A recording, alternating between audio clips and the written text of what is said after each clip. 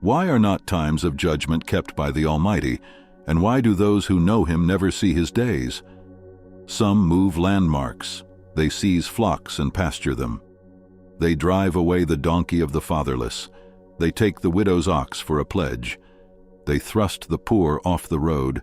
The poor of the earth all hide themselves. Behold, like wild donkeys in the desert, the poor go out to their toil, seeking game. The wasteland yields food for their children. They gather their fodder in the field, and they glean the vineyard of the wicked man. They lie all night naked without clothing, and have no covering in the cold.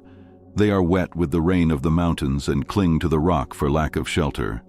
There are those who snatch the fatherless child from the breast, and they take a pledge against the poor. They go about naked, without clothing. Hungry, they carry the sheaves. Among the olive rows of the wicked, they make oil. They tread the wine presses, but suffer thirst.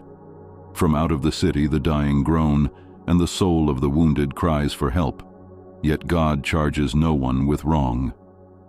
There are those who rebel against the light, who are not acquainted with its ways, and do not stay in its paths. The murderer rises before it is light, that he may kill the poor and needy, and in the night he is like a thief. The eye of the adulterer also waits for the twilight, saying, "No eye will see me," and he veils his face. In the dark they dig through houses, by day they shut themselves up, they do not know the light. For deep darkness is morning to all of them, for they are friends with the terrors of deep darkness. You say, "Swift are they on the face of the waters, their portion is cursed in the land. No treader turns toward their vineyards.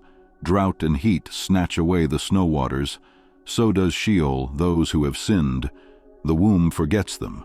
The worm finds them sweet. They are no longer remembered, so wickedness is broken like a tree. They wrong the barren, childless woman, and do no good to the widow. Yet God prolongs the life of the mighty by his power. They rise up when they despair of life. He gives them security, and they are supported, and his eyes are upon their ways. They are exalted a little while, and then are gone. They are brought low and gathered up like all others. They are cut off like the heads of grain. If it is not so, who will prove me a liar and show that there is nothing in what I say?